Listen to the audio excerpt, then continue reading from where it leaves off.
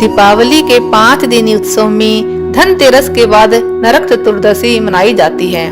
इस दिन को छोटी दिवाली, रूप चौदस और काली चौदस भी कहा जाता है। इस दिन यम पूजा, कृष्ण पूजा और काली पूजा होती है।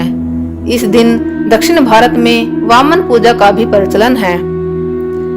नरक चतुर्दशी के दिन व्रत करने से भगवान श्री कृष्ण व्यक्ति को सौंदर्य प्रदान करते हैं।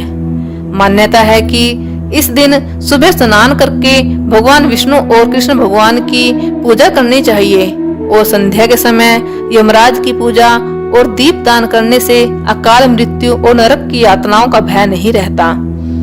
नरक चौदस के दिन दीप दान और पूजा का विधान है।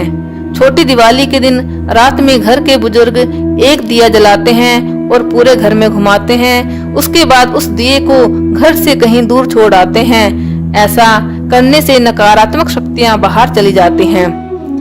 अब शुरू करते हैं नरक चतुर्दशी की कथा। कृष्ण अपनी 8 पत्नियों के साथ सुखपूर्वक द्वारिका में रह रहे थे।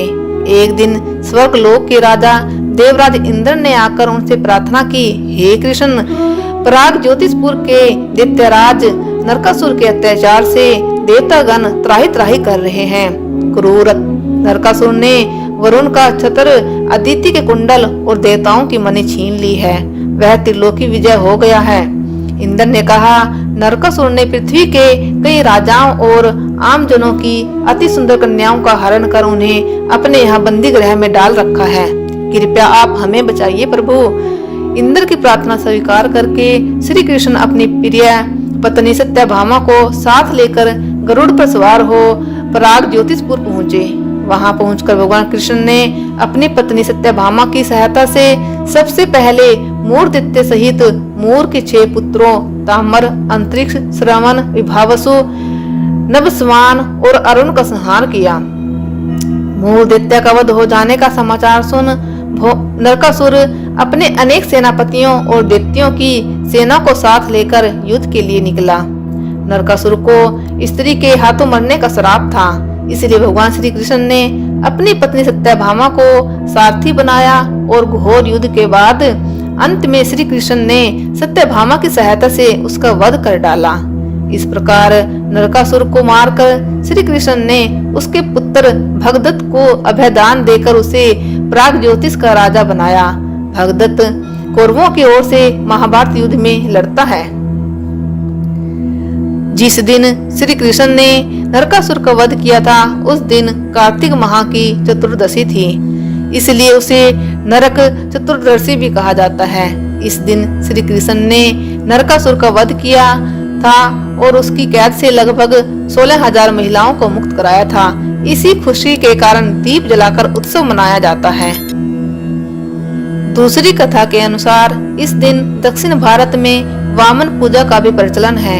कहते हैं कि इस दिन राजा बलि को भगवान विष्णु ने वामन अवतार में हर साल उनके यहाँ पहुँचने का आशीर्वाद दिया था। इसी कारण से वामन पूजा की जाती है। महाराज बलि बोले, हे भगवान, आपके कार्तिक कृष्ण त्रयोदशी से लेकर अमावस्या की अवधि में मेरी संपूर्ण पृथ्वी नाप ली है।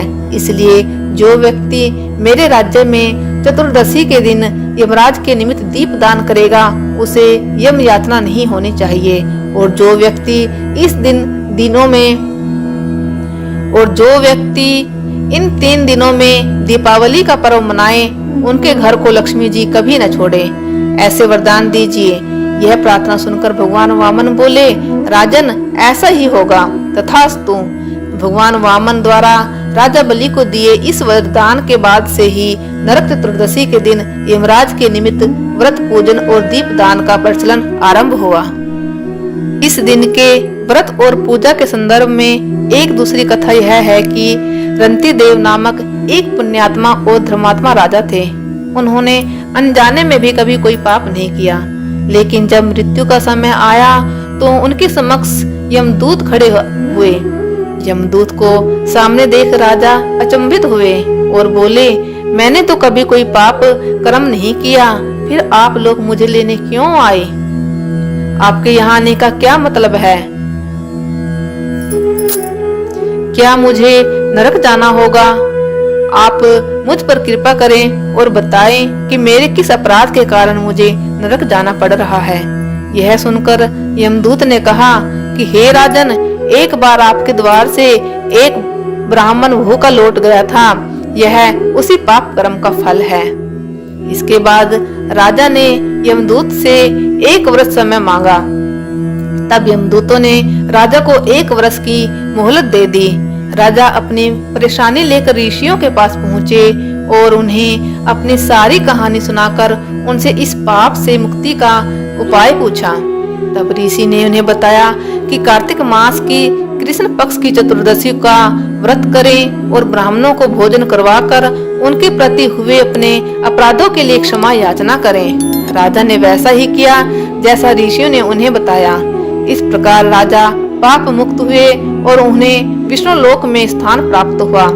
उस दिन से पाप और नरक से मुक्ति हेतु भूलोक में कार्तिक चतुर्दशी के दिन का व्रत प्रचलित है।